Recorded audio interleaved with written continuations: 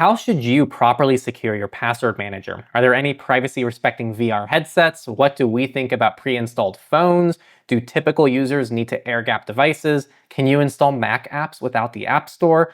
Well, we're going to get into it in this Q&A where we answer questions from all of our patrons and people who are on xmrchat.com and tip us Monero, who ask these questions and make this podcast freely available to everybody else in the regular episodes. So thank you all for contributing, and let's get into it. So the main question is from a private user on XMR Chat. Thank you. We actually got 3 tips, and 2 of them weren't questions, and we still saw them, so thank you all. And then this third one was a private question, and it's one that we haven't covered in detail yet. Can you talk about how to properly use a password manager? What are some good options? Is 2FA via YubiKey or similar absolutely necessary, or is a strong password generally secure enough? These questions are always good to ask, and I think I always like to start by saying there is no right way to do it. I actually really like the way Carrie breaks it down in Don't Stop Dragons, which is there's good, better, best. I'd say there's even more granularity than that a lot of times. But just to get started, using a password manager alone is already the best thing that you can do relative to most people. Most people reuse passwords and are using weak passwords. If you're using any password manager that's generating good, strong, unique passwords for every account, you're already so much better than the average person. And I would already say if everybody just did that, maybe we'd see more attacks against password managers on a wider scale, but I still think we'd be in a better situation than we are now. So that's what that is. And that applies to any password manager. Now, in terms of specific password managers, I don't know what Nate's recommendations are right now, but at least on my end, I think the 2 best open source ones are Bitwarden and ProtonPass. Those 2 are my favorites. They're very usable, very friendly, they're open source, and they have great generous free options. If you want something that's proprietary and maybe has an even more mainstream-esque interface, there's also 1Password. But 1Password, I don't think they have a free plan. So there's also KeePass if you want something offline and more DIY. But I don't think I would recommend KeePass to a regular person who's getting started with password managers, especially because a lot of these password managers we recommend, these open source ones, are very interoperable. They allow you to export, import, so go ahead and try some out. And then it's pretty easy to migrate between them if you really need to try some different ones out. And then the last question here, before I hand it over to Nate, is 2FA via YubiKey or similar absolutely necessary, or is a strong password generally secure enough? I use a YubiKey to access my password manager. I think they're great. But I also think that for most people, they are a bit overkill for something like this. I think there is no harm in using one. Again, I use one myself. I love my YubiKey. I think it's actually very convenient, but they have some cost friction points. You have to buy the YubiKeys and they're expensive, especially if you get more than one, which you should absolutely do for your password manager. I just struggle to recommend hardware you have to purchase just for your password manager and maybe a few other accounts you use, unless you have a higher security model or you're just really passionate about this. But it's undeniable that it is more secure. So if you're somebody who wants to really maximize things and take it seriously, please do. But again, I'm kind of thinking for someone who's brand new to the world of better passwords, I wouldn't start by recommending a YubiKey. I would start by just getting them on a good password manager, getting them to use it for a while, get familiar with it, and then we can start talking about where to go from there. But I would start with just a strong password to get in, and maybe even just regular 2FA like TOTP. And that way you can do it for free and set it up right now, all open source. I agree with all that. Those are the same password managers I recommend on the New Oil.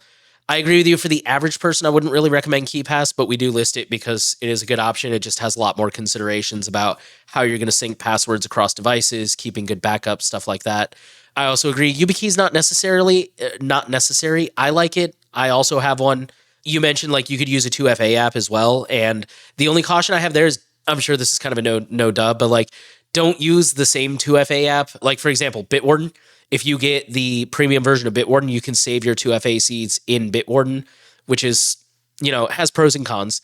But if you're going to go that route, don't save your Bitwarden 2FA in Bitwarden. Get a separate app like Bitwarden Authenticator or, Aegis, 2FAS, something like that. I think there's another one I list on the New Oil. And Ente, thank you. That's the other one. That's probably the go-to one, in my opinion. I mean, a good password is probably good enough, but TOTP is free, so I would still go ahead and do that. The only thing I would add that I don't think you specifically said is I would recommend a passphrase instead of a password, only because it's easier to remember. Once you memorize that passphrase, it's probably going to be burned in your brain for a pretty long time.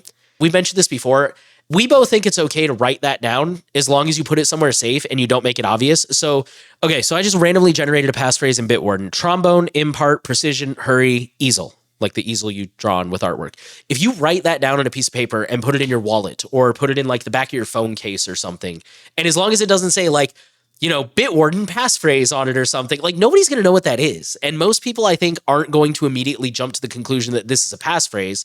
And if they're the kind of person that that's where their brain goes, you're probably being targeted, and that's a completely different threat model. So, if you want to write it down somewhere, put it in your desk, again, put it in your phone, your wallet.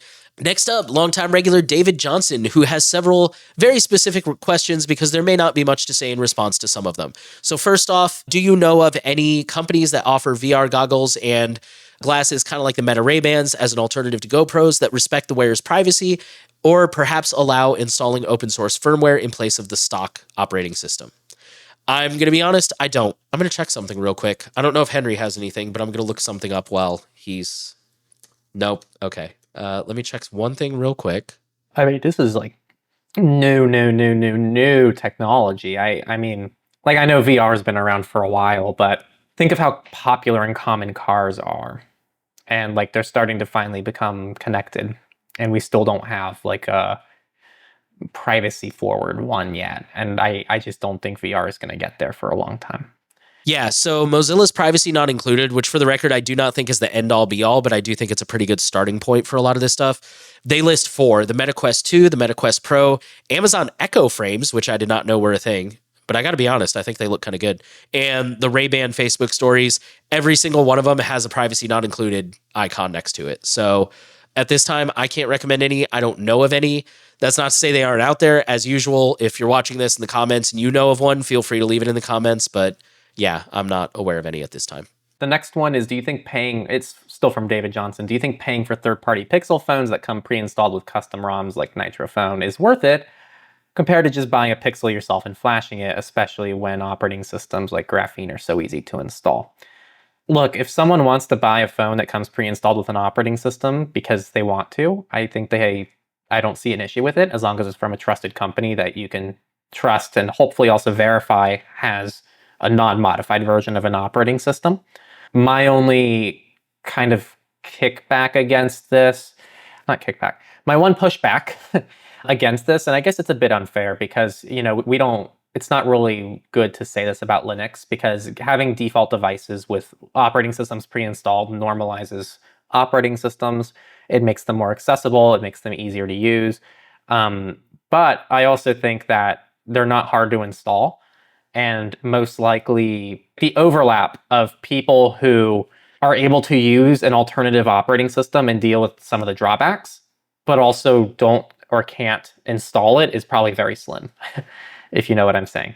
So I think it is good for normalizing it. If somebody is part of that overlap where they don't feel comfortable installing it and they just want something to be out of the box ready to go, but they feel comfortable using the operating system, then I think that's perfect for you. I just don't know how many people that is, to be honest. Because they're not hard to install, and I feel like you're actually going to stumble on more issues, perhaps like trying to get like maybe your banking app to work if your banking app doesn't want to work on your phone. I think that's a good take. I've never really thought about that before. Like, I don't necessarily disagree, but at the same time, I disagree a little bit. Full disclosure, I have an affiliate link with Nitro Key on my website where if you buy anything like a Nitro phone or a Nitro Key, we get a percentage. I get a percentage, not like surveillance report. I think there's a mix because on the one hand, I think a lot of people are really intimidated by the idea of installing something. And I think a lot of people, once it's installed, they're a lot more comfortable because once you've installed something, especially as like one of these non-technical users, the odds that you're going to brick it, I feel like are super low. But you can always go in and like reset it somehow, kind of like a Windows computer. Like a lot of people may not know how to install Windows, but they know that they can always go into the start menu and reset it. I mean, they might have to Google how to do it, but they know they can do it. I think there's something to be said for doing it for yourself just for security reasons. Yeah, certain OSs like Graphene, the web installer is crazy easy compared to like Calyx. But at the same time, and this kind of goes back to what you were saying, I think if I sent a Calyx phone, like a pre-installed Calyx phone to a random person, and this is not a ding at anybody for the record, this is just like different approaches to things. If I sent a pre-installed Calyx phone to any Android user, I think they'd be able to get up and running without really any help from me. It's very intuitive. It walks you through it. You know what you're doing. Whereas I've noticed, I've done a little bit of testing with Graphene, and it doesn't really hold your hand. It expects you to know, and again, I don't think that's a ding. It's but it expects you to know how to go in, how to find the different play services, how to enable them, how to things like that. And again, it's not super hard. It just takes 10 minutes of playing around with it. But I think some people might be confused. And I've seen threads of people who were confused, like, why is this not working? Oh, because you didn't install play services. You need to go and do that.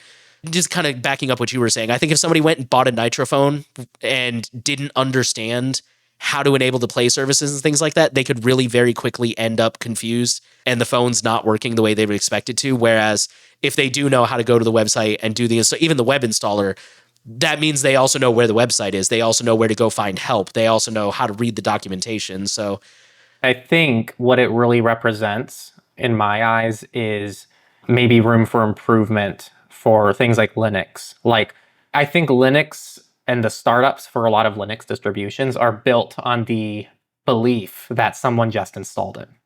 They're not built on the belief that someone just bought a device that came pre-installed with that Linux distro. And those are two very different things and two very different users. And I think the same thing maybe could be said for a lot of these custom operating systems where maybe there could be better user onboarding with the assumption that they just bought a phone and didn't actually install anything and don't know anything about the operating system outside of just, oh, I think it's better than what I normally have.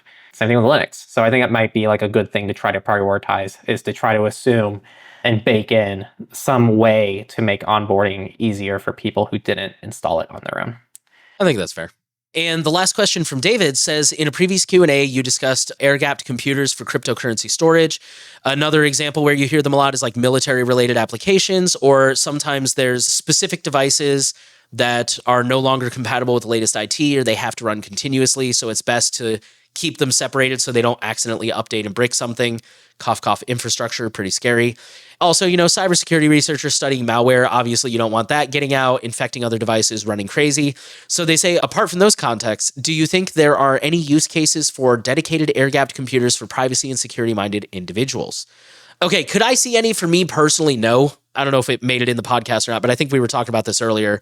Oh, we were talking about this with Windows Recall. I've been around the block enough times to know there's probably somebody out there who doesn't have like a cryptocurrency, military, whatever. And they're like, yeah, actually, I have an air-gapped computer and here's what I use it for. I don't know if that's like, I don't know, man, NSFW content creation. And then once it's done and they've got everything censored properly, they move it to the internet. I don't know, but I'm sure there's somebody out there who has a use case for this. I couldn't personally think of any, but there's probably some. Yeah, I don't have an issue coming forward and saying air gapping devices is probably one of the most extreme things you can do for your privacy and security. And for a wide majority of the community, it's not something they need to concern themselves with. And it definitely, for me, goes in the bucket of if you're asking if you need it, you probably don't need it. Air gapping has to be done properly. It's not just something that you just do overnight. You have to have a lot of planning, has to have a lot of protocols. You have to really design a good reason for having it. It's also expensive. You probably have to have a dedicated machine just for that. And you probably have to have another machine to actually do what you need to get done. So I think it's just a really tough recommendation to give flat out to a lot of people. It's hard to justify many use cases. I think there are definitely some people out there. I think for a lot of people, though, air gapping just sounds cool and it's a cool security boost, and they just like to do that because of that. And you know what? Props to you. It's funny, I actually think air gapping, believe it or not, accidentally is more useful for other things. For example, you get a Mac Mini just for video editing. Why does it need to connect to the internet? You could have a dedicated video editing machine at home that's technically almost air gapped. I pretty much have an air gapped machine next to me that's just used for gaming, and it's a Windows 10 PC. Many of you might actually already have an air-gapped device because you might keep your 2FA codes on an old Android device that you just keep offline. My point is you don't need to go full air-gapped to still take away a lot of the concepts and implement them in your day-to-day life for more realistic threat models and use cases.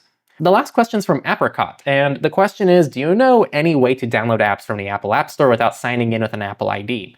They set up their new MacBook Pro using Michael Basil's Extreme Privacy macOS device guides. They never signed in with an Apple ID and they block connections to Apple. They can download most apps via Homebrew or directly from the website, but there have been times when they've wanted an app that's only available via the Mac App Store. I'm under no impression that there's a way to do this. I did some research while Nate was talking earlier, and I didn't find anything promising either. So this might be a situation where you're just going to have to find an alternative to the software. There's not really a great solution here.